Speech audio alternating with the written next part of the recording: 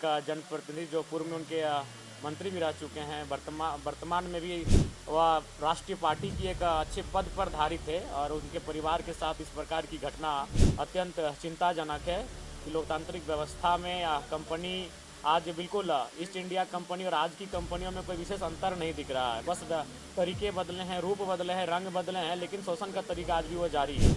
अपनी ज़मीन ना देने के पक्ष में है, ज़मीन अधिग्रहण के खिलाफ हैं, वहाँ उनके साथ इसी प्रकार के पुलिसिया दमन और जुल्म किया जा रहा है। वो वापस जो लाई गई है नियमावली उसको वापस लिया जाए। किस आगे नीचे कर लीजिए आप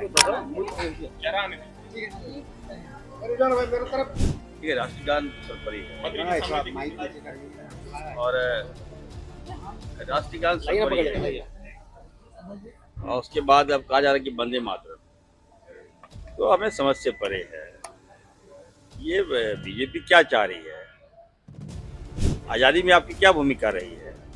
भाजपा को पता ही नहीं कि हिंदुस्तान कहाँ है, हिंदुस्तान में कितने स्टेट हैं, हिंदुस्तान में कितनी जाति के लोग रहते हैं। भाजपा पैदा हुई है 1980 में और वो हम लोग को डिक्टेट करेगी क्या ये बोलो वो बोलो। तांत्रिक भारत है, उनको भी अधिकार है अपनी बातों को रखने का। ऐसा नहीं है कि हम लोग उनकी बातों को आप नहीं सुनेंगे।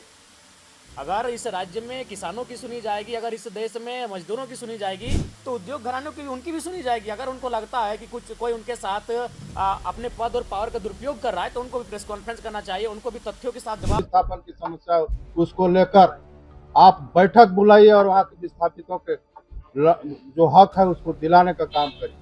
और किसी को विरोध करने से कोई फर्क नहीं पड़ता।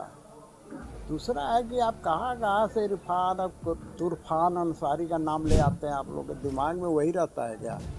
मुझे समझ में नहीं आता कौन है ये आदमी। कभी कभी तो लगता है कि इतना बड़ा छरमत है, दूसरे का स्वास्थ्य ठीक क्या करेगा, खुद इसको ऋण पास में ठीक कराना चाहिए। कभी कुछ बोल देगा, कभी बोल देगा 3 लाख देंगे, कभी किसको। जैसे रेवड़ी कहावत है ना, अंधा बांटे रेवड़ी, रेवड़ी बांटता है। जिस तरीके से बड़का गांव में विस्थापित लगातार जो है आंदोलन कर रहे हैं, जिस तरीके से पुलिस जो है पूरा अम्बा प्रसाद और उनके परिजनों को जिस तरीके से योगेंद्र सौ और नई पत्नी को उठा कर ले रही है। आप भी गोंदलपुरा गए, गोंदलपुरा हो या केरेडारी क्षेत्र में लगातार विस्थापित जो है कंपनियों के खिलाफ आंदोलन करें, किस तरीके से देखते हैं? हाँ बिल्कुल, मैं संवेदना व्यक्त करता हूँ। एक जनप्रतिनिधि जो पूर्व में उनके मंत्री भी रह चुके हैं, वर्तमान में भी वह राष्ट्रीय पार्टी की एक अच्छे पद पर धारित थे और उनके परिवार के साथ इस प्रकार की घटना अत्यंत चिंताजनक है कि लोकतांत्रिक व्यवस्था में कंपनी आज बिल्कुल ईस्ट इंडिया कंपनी और आज की कंपनियों में कोई विशेष अंतर नहीं दिख रहा है। बस तरीके बदले हैं, रूप बदले हैं, रंग बदले हैं, लेकिन शोषण का तरीका आज भी वो जारी है। एक जनप्रतिनिधि के साथ अगर ऐसा हो सकता है तो सोच सकते हैं आम व्यक्ति के साथ इस राज्य में क्या हो रहा है। और ये सच्चाई है, जहाँ जहाँ विस्थापन की समस्या है और जहाँ जहाँ लोग अपनी ज़मीन ना देने के पक्ष में है, ज़मीन अधिग्रहण के खिलाफ हैं, वहाँ उनके साथ इसी प्रकार के पुलिसिया दमन और जुल्म किया जा रहा है। इस पर राज्य सरकार को एक विशेष टीम गठित करते हुए कहीं ना कहीं उचित कार्रवाई करनी चाहिए, रैयतों के उनकी समस्याओं को सुननी चाहिए। कुछ दिन पहले तो एक घटना घटी थी जिसमें जिला प्रशासन, माने शर्म कहिए या हंसिए या फिर क्या कहिए, जिला प्रशासन चतरा से, गिरिडीह से, अन्य क्षेत्रों से लोगों को बस में लाई थी जन सुनवाई करने के लिए कि हाँ बड़का गांव में जन सुनवाई हो रही है। फिर क्या हुआ, वहाँ के जो ओरिजिनल रैयत थे वो वहाँ सामने गए और बहुत मारपीट हुआ था। एक मैंने साधारण मैंने कह सकते हैं, ये साधारण घटना नहीं कह सकते हैं कि जिला प्रशासन इस प्रकार का कोऑपरेट कर रही है, जो कि चिंता का विषय है। मुझे लगता है कि राज्य सरकार को सबसे पहले अगर किसी विषय पर बैठकर समाधान करना चाहिए तो राज्य में विस्थापित की समस्या का समाधान करना चाहिए। वंदे मातरम को कल वापस लेने की बात कही गई कि राष्ट्रगान से पहले राष्ट्रगीत को वापस जो लाई गई है नियमावली उसको वापस लिया जाए। किस आगे नीचे कर लीजिए आप ठीक है, राष्ट्रगान सर्वोपरि है और राष्ट्रगान सर्वोपरि है और उसके बाद अब कहा जा रहा है कि वंदे मातरम, तो हमें समझ से परे है। ये बीजेपी क्या चाह रही है? आज़ादी में आपकी क्या भूमिका रही है? भाजपा को पता ही नहीं कि हिंदुस्तान कहाँ है, हिंदुस्तान में कितने स्टेट हैं, हिंदुस्तान में कितनी जाति के लोग रहते हैं।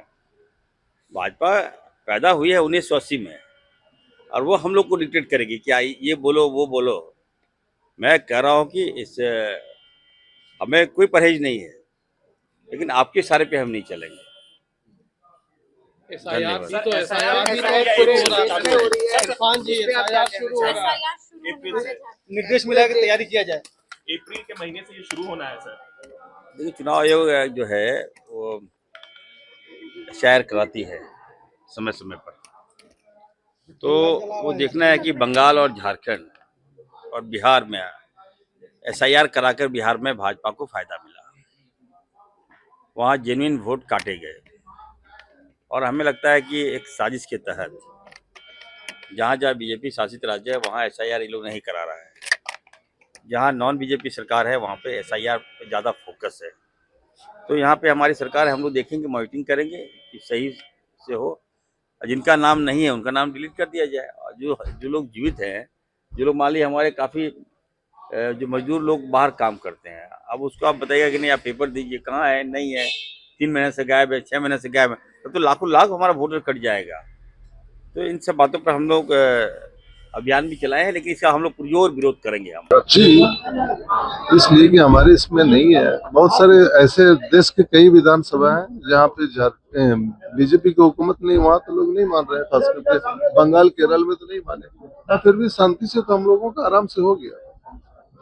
राज्यपाल माने महामहिम राज्यपाल सब अभी भाषण भी दिए हैं, सब चीज तो नॉर्मल ढंग से हो गया। वंदे मातरम को जो प्रयोग किया गया है कि राष्ट्रगान से पहले राष्ट्रगीत, उसको हिमलाल जी ने नहीं, वो बहुत तरीके से बोले हैं कि कौन कौन सा स्टेज चल रहा है जो वो चले, एक्स्ट्रा ना ला दे, ये कहे हैं वो ये वर्ड नहीं बोले। आप लोग भी बारीकी से सुनेंगे कि जो चल रहा है उसको चलने दो, जो एक्स्ट्रा जो आप समझ रहे हैं क्या क्या है। हम नहीं, हमको लगता है कि हम लोगों में भी 90% लोग पूरा नहीं पढ़ पाएंगे, तो वो भेग वाली बात नहीं करके, वो उनका ऑफिशियल लेटर था, जो लेटर इशू किए होंगे, हमको लगता है उनसे भी पूछा जाए कि एक बार पूरा पढ़ दे तो मुश्किल हो जाएगा। एसआईआर जी, कोशिश कर रहे थे कि 1 घंटा का अगर मोहलत मिल जाता तो रोजेदारों को थोड़ा आराम मिल जाता है, और खास करके जो रोजेदार में जो महिला टीचर्स हैं, जो महिला कर्मी है, उनको खुद तैयार भी करना पड़ता है इफ्तार का चीज, तो इसीलिए मैं रिक्वेस्ट किया, अब देखते क्या होता है, जो इनके नियम में होगा वो होगा। फिर से झारखंड सहित कई राज्यों में लागू होना है अप्रैल से। हमें नहीं लगता कि हमारे तरफ कोई फर्क पड़ने वाला है, हम लोग बिल्कुल अप टू डेट हैं, कहीं से कोई दिक्कत नहीं। हमारे तरफ हम लोग सब अप टू डेट है, कोई प्रॉब्लम ही नहीं है। वो तो इलेक्शन में भी रिजल्ट में भी पता चला गया, हमारे यहाँ बड़े बड़े लोग आए थे, आसाम से भी आए थे, सारी जगह से लोग आए थे, तो पब्लिक तो रिजल्ट दे ही देती है, और कहीं से कोई प्रॉब्लम है नहीं। ये लोग अपना ऑफिशियल उलझा के रखे हुए और कुछ नहीं। का विरोध करते करते नकली गांधी, राहुल गांधी और पप्पू बिहार में तो विरोध किया था, तेजस्वी ने भी विरोध किया था, अखिलेश यादव ने भी विरोध किया था। क्या हुआ? एसआईआर हुआ। भाई, ये भारत का संविधान के तहत निहित है, ये संवैधानिक अधिकार है चुनाव आयोग को, वो कराएगी। अब डरते क्यों हो भाई? बंगाल में ममता बनर्जी भी तो कर रही है, क्या हो गया? झारखंड में भी होगा, होना भी चाहिए, जम के होगा, और किसी को विरोध करने से कोई फर्क नहीं पड़ता। दूसरा है कि आप कहाँ से इरफान और तुरफान अंसारी का नाम ले आते हैं, आप लोग के दिमाग में वही रहता है क्या? मुझे समझ में नहीं आता है कौन है ये आदमी। कभी कभी तो लगता है कि इतना बड़ा छरमत है, दूसरे का स्वास्थ्य ठीक क्या करेगा, खुद इसको ऋण पास में ठीक कराना चाहिए। कभी कुछ बोल देगा, कभी बोल देगा 3 लाख देंगे, कभी किसको, जैसे रेवड़ी कहावत है ना, अंधा बांटे रेवड़ी, रेवड़ी बांटता है क्या? क्यों नहीं ले आया? तो मैं कहूँगा इस सब का, उस सब पर प्रश्न आगे से कृपया हमसे न पूछिए, क्योंकि उस सब का जवाब देने में भी मेरे आत्मसम्मान को चोट पहुँचता है। एसआईआर होगा, पूरे देश के अंदर हो रहा है, झारखंड में भी होगा, कोई माकालाल उसको रोक नहीं सकता, क्योंकि ये पूरी तरह से आंदोलन उनका फिक्सिंग है, और अपना सौदाबाजी पूरा होने के बाद सिर्फ जिला प्रशासन और सरकार से मिलकर वो झूठ मूठ का गिरफ्तारी दिया गया है। मैं इस बात आंदोलन को बेच दिया गया। पूरी तरह बेच दिया गया। हम ये पूछना चाहते हैं, सरकार उनकी है, आज 45 दिन से भी अधिक से आंदोलन कर रहे हैं, सरकार ने त्रिपक्षीय वार्ता के लिए क्यों नहीं पहल किया? यदि मांग जायज है, यहाँ से कांग्रेस के द्वारा कमेटी का गठन किया गया था, उच्च पार्टी के द्वारा कमेटी भी नहीं गई, फोटो खिंचाने के लिए दिल्ली चले गए राहुल गांधी के पास। सरकार आपकी है, हम भी मांग करते हैं माननीय हेमंत सोरेन से कि आप जल्द से जल्द बड़कागांव विधानसभा से जितने भी विस्थापन की समस्या है उसको लेकर आप बैठक बुलाइए और वहां के विस्थापितों के जो हक है उसको दिलाने का काम करिए। पूर्व में भी आरोप लगे हैं, जोगिंदर साहू का वीडियो वायरल हुआ है, चिट्ठी वायरल हुआ है बेटा के नाम से ठेकेदारी के लिए, और वहां ईडी के द्वारा भी साबित किया गया है करोड़ों की संपत्ति, अवैध संपत्ति कंपनी के साथ मिलकर दलाली करके कमाया गया है। ये साबित है।